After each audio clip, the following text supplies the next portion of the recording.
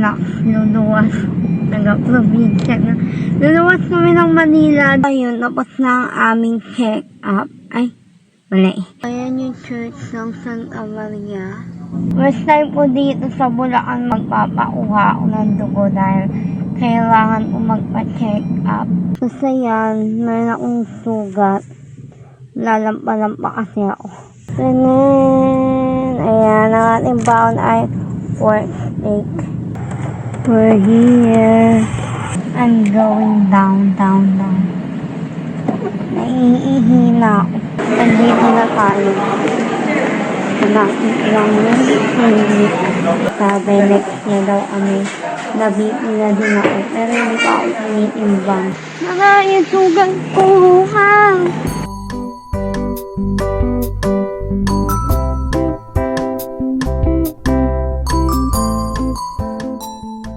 Ayan, namulan tayo. Waiting na ako ay atin. Nakabalik na kami dito sa Kubo. Actually, kanina pa. Naghugas na ako ng aming baunan and yung pinaglutuan kanina. Bye!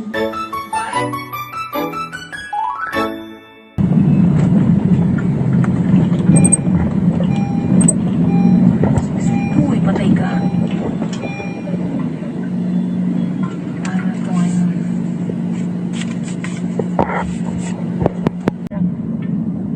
Hi blessed people, it's another wonderful day to be grateful. So ngayon, dito pa rin kami sa Bulacan pero magpapauha ako ng dugo dahil kailangan ko magpa-check up.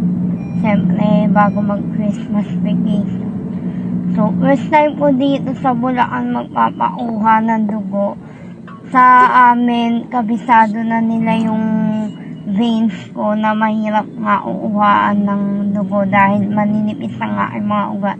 Pero ngayon sana maging okay at mabilis lang at magaling ang umuha ng aking dugo. So ayun na nga, doon kami pupunta sa New World Santa Maria. Yes. Nandito na kami pero walang parking yung New World. So naghahanap pa kami kung saan kami magpapark. Dito lang siya sa may malapit sa simbahan sa Santa Maria.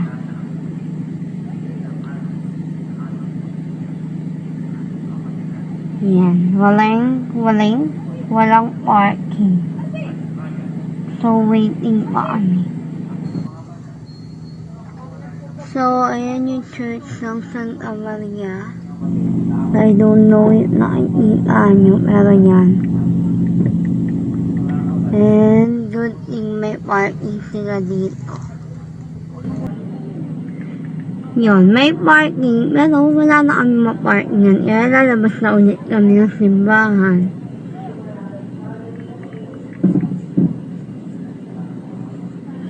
So, ayan, hanap kami ng parking. Mahirap pala dito kasi walang parking.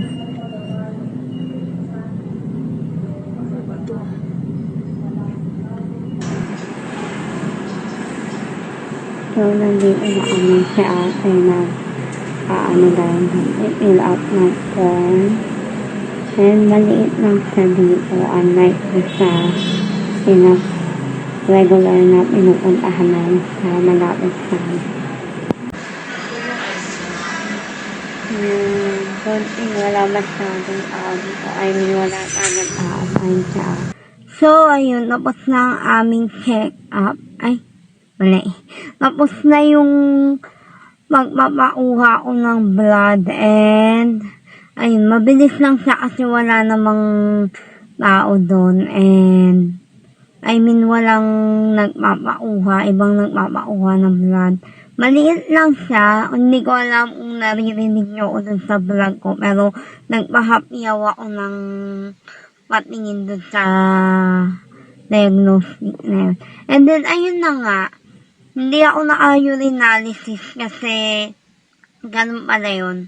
Kapag after mo magkaroon ng period is kailangan 1 week after ka pa pwedeng kuhaan ng urinalysis.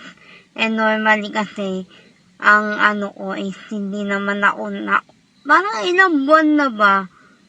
Ilang buwan na akong hindi nauuhaan ng urinalysis kasi kung hindi natataon na may period ako, ayun, after ng period ko, 1 week pa. So, ayun, yun yung nangyari. And, ayun, in fairness naman, mabilis na ako nakuhaan ng dugo, magaling siya. Kasi talaga yung iba nahihirapan kuhaan ako ng dugo. Lalo na pag nasa hospital ako, hindi ko alam bakit ganun. Pag nasa hospital ako, hirap na hirap silang kuhaan. There are times na parang gusto na nila akong kuhaan sa paa. Meron mga nangyari nun sa paa talaga ako inuhaan. Talagang aray na aray ako kasi masakit siya pag sa paa. So, ayun na, overshare na naman. Ayun lang. Nandito kami nakapark sa palengke. Si ate na lang yung bumaba para mabilis. And then ako naghihintay na lang dito. Kaya, yun. Yun ang nangyari sa aking pagpapakuha ng dugo. Sa New World pa rin naman ako. Pero, ibang branch lang. So, ayun. Kasi yan, meron akong sugat. Lalampa-lampa kasi ako. Pero hindi naman siya ganun alaki. Malaki lang talaga yung yung kanyang ang tawag dito.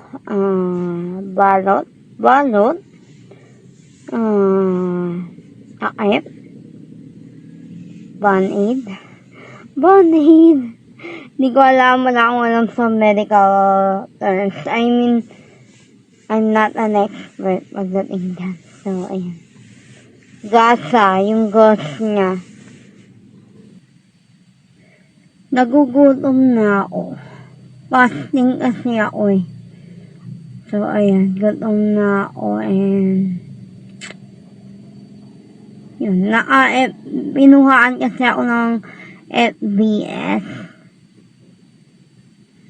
Kaya, ako ay wala pang kain simula kagabi. I mean, wala pa. Kumain ako kagabi. Pero hindi pa kumakain ng breakfast. And it's almost, what time is it? Almost 11 a.m. 10 minutes before 11 a.m. Kasi late na ako kain, tapos yung gamot ko na taklo, medyo na late kong inumin kasi nanggaling mga ako sa birthday kahapon. Hindi ko nadala yung aking gamot. So pagka-uwi, doon ko lang siya nainom. Kaya yun. Yes. Hi, blessed people. It's another wonderful day to be grateful. And today, kami ay luluwas ng Manila dahil luluwas kami ng Manila dahil ako ay may check-up. Dapat nung November pa yun. Pero ayun, na-delay na. Kaya, yun lang update. At traffic. Hindi pala. Baka sa toll lang yan. Ewan.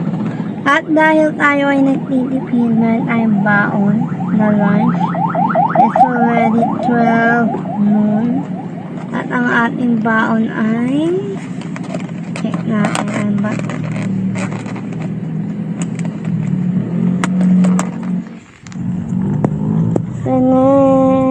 Ayan, ang ating baon ay pork steak.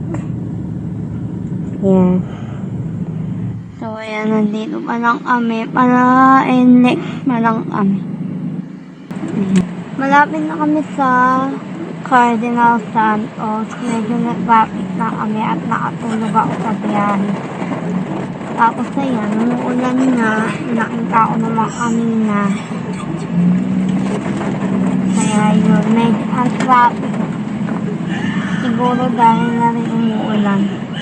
So ayun, mag-ready lang ako para pagdating doon bababa na ako at magpapalista na agad. Ang lakas ng ulan. Tapos traffic pa. Ayun, traffic.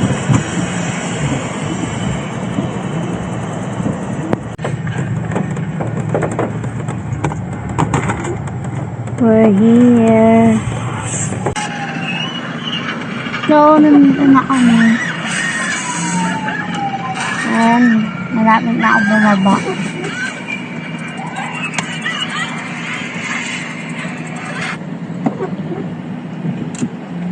I'm going down. Naiihi na ako.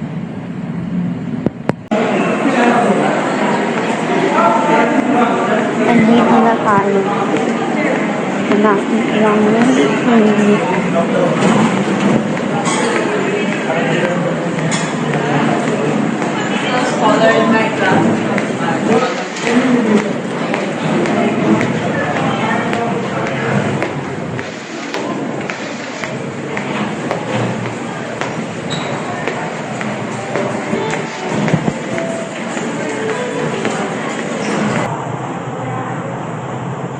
So, nakapagpalista na ako.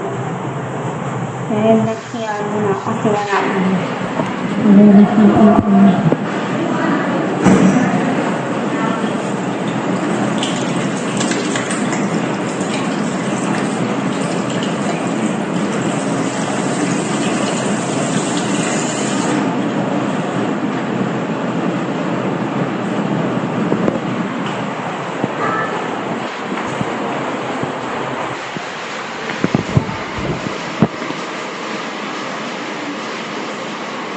Hindi gumagana.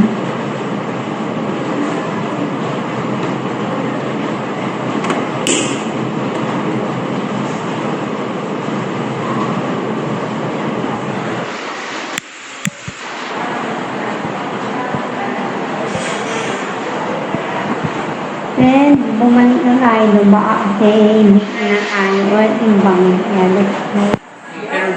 And ayun, nandito ulit kami. Wait kami, pero sabi next na daw kami. Nabit nila din ako. Pero hindi pa ako tinitimbang.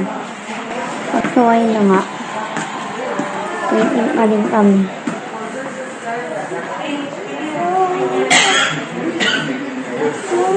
Hindi ko pa alam kung anong result ng aking laboratory. So, it's raining again. Medyo malakas pa din. Hindi naman malakas. So, hindi alam ano. Waiting lang ako ulit kay ate. Yung agal niya. Ano lang ako dito sa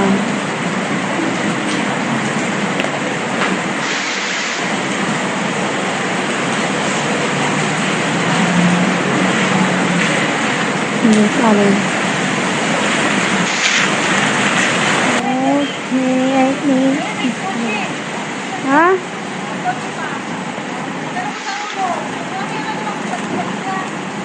Wait lang, kailangan kong tumawid.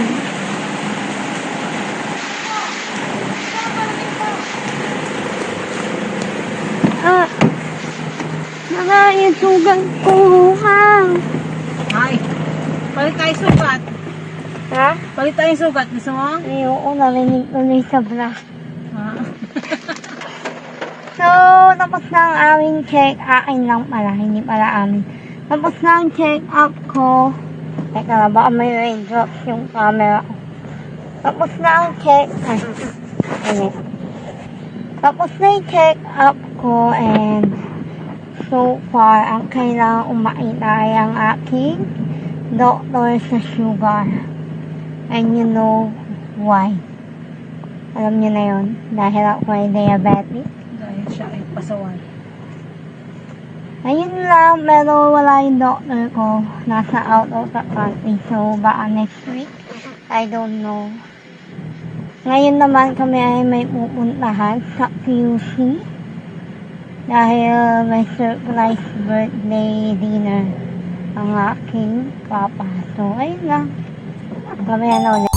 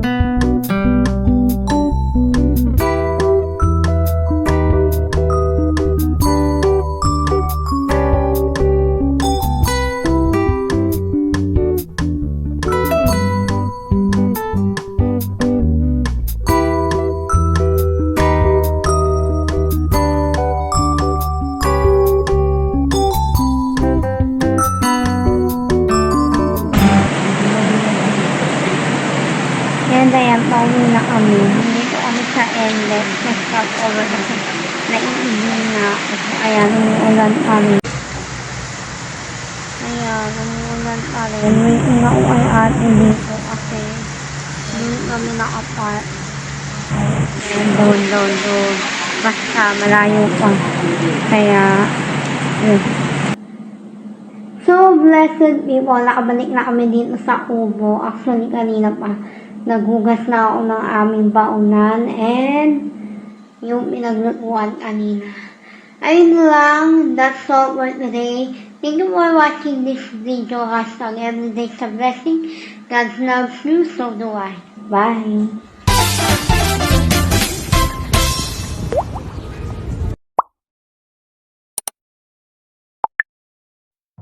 Ako ay gagawa ng mas matapang ba yung sakit na binibigay ng white onion.